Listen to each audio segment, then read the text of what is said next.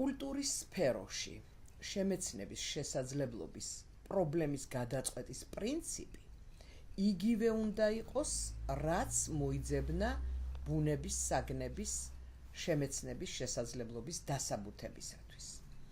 ეს პრინციპი სათავეს იღებს პარმენიდესა და ემპედოკლეს ნაზრევიდან და კანტის ფილოსოფიაში თეორიის სახით ყალიბდება და ფორმდება.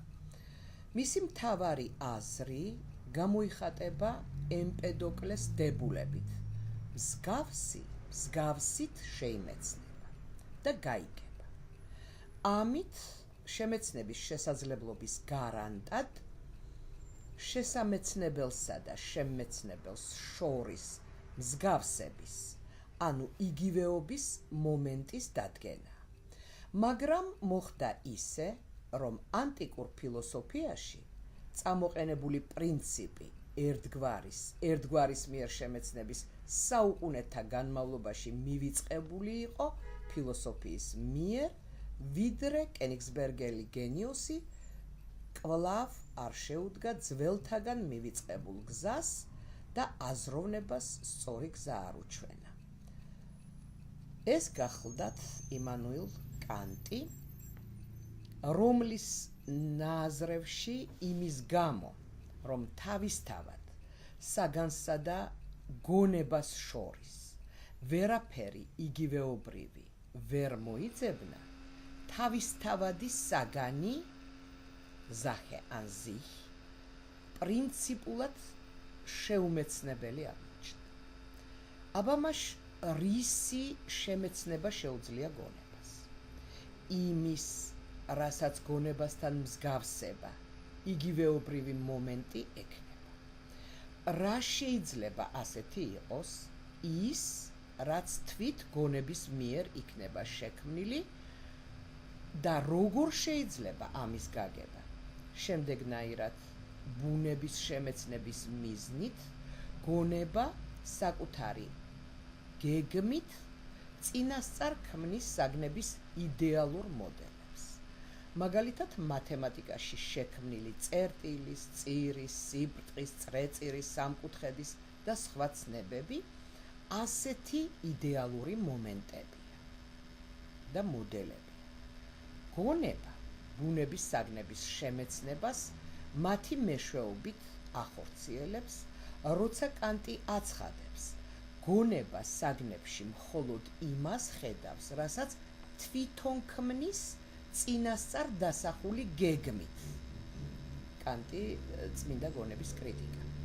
ეს იმას ნიშნავს, რომ ბუნების საგნებიდან ამოვიკითხავთ, შევიმეცნებთ იმას და იმდენს, რის საშუალებასაც ჩვენს მიერ წინასწარ შექმნილი იდეალური მოვლენები გვაძლევენ. გამოდის, რომ შემეცნების შესაძლებლობა მის შექმნაში. აქედან ვღებულობთ ზოგად დაზღვას. შემეცნება შეუძლებელია შემოქმედების გარეშე. შემეცნება დაუკავშირდა შემოქმედებას, შემოქმედება იქცა შემეცნების საფუძვლად. ეს პრინციპი აუცილებელია არა მარტო ბუნების საგანთა შემეცნებისათვის, იგი აუცილებელია კულტურის საგნის შემეცნებისთვისაც. ბუნების საგანი, როგორც შემეცნებისათვის უცნობი სიდიდე, ჯერ უნდა დავიყვანოთ რაღაც ნაცნობ სიდიდეზე და მერე მისი მეშვეობით შევიმეცნოთ. დაუბრუნდეთ ჩვენ კითხვას, როგორაა შესაძლებელი ადამიანმა გაიგოს, შეიმეცნოს კულტურის საგნის საზრისი, ანუ როგორაა შესაძლებელი ადამიანმა გაუგოს კულტურის საგნის შემოქმედ ადამიანს. პრობლემის გადაწყვეტის მეთოდოლოგიური პრინციპი უკვე ვიცით. მათ შორის უნდა მოიძებნოს რაღაც იგივეობრივი, როგორც განსხვავებულებს შორის უნდა დადგინდეს მათი ერთნაირობის საფუძველი. ვიცით ისიც, რომ საძიებელი იგივეობრივი მომენტი შემოქმედებით ქმნადობასთან უნდა იყოს დაკავშირებული. ილუსტრაციის მიზნით მივმართოთ ძალიან მარტივ სქემას. ერთი ადამიანი, როგორც შემოქმედი, ქმნის კულტურის საგანს. იგი მას ქმნის არა მხოლოდ თავისთვის, არამედ სხვებისთვისაც. მეორე ადამიანი გამოიყენებს პირველის მიერ შექმნილ საგანს. ეს კი იმას ნიშნავს, რომ მეორე ადამიანი აღიზრდება იმ ღირებულებებზე, რომელიც გარკვეულმა პირველმა გაასაგნობრივა მის მიერ შექმნილ საგანში. ამით პირველი ადამიანი ქმნის არა მარტო კულტურის საგანს, არამედ კულტურის საგნის მეშვეობით იგი ქმნის ამ საგნის გამომყენებელ ადამიანსაც. ამიტომ მეორე ადამიანმა უნდა გაუგოს პირველს, იმიტომ რომ ის სულიერად მისგან მოდის, მის ღირებულებებზეა აღზრდილი. ჰეგელის ენით რომ ვთქვათ, იგი მისი სხვაა. თუ ჭეშმარიტებაა გამოთქმა მუნჯის ენა დედამიწისო, ჭეშმარიტი უნდა იყოს ისიც, რომ მუნჯმაც იცის დედის ენა. როგორ შეიძლება ქართველმა გაუგოს რუსთაველს? მან რუსთაველს უნდა გაუგოს იმიტომ და იმდენად, რამდენადაც იგი მასზე აღზრდილია. იგი რუსთაველმა შექმნა. არ შეიძლება მაგალითად რუსისათვის რუსთაველი იყოს ისეთივე ახლობელი და გასაგები, როგორც ქართველისათვის. ასევე არ შეიძლება ქართველისათვის პუშკინი იყოს ისეთივე გასაგები და ახლობელი, როგორიც რუსისთვისაა. და ეს იმიტომ, რომ დაბადებით ქართველი სულიერად რუსთაველისაგან მოდის. რუსი კი პუშკინისაგან.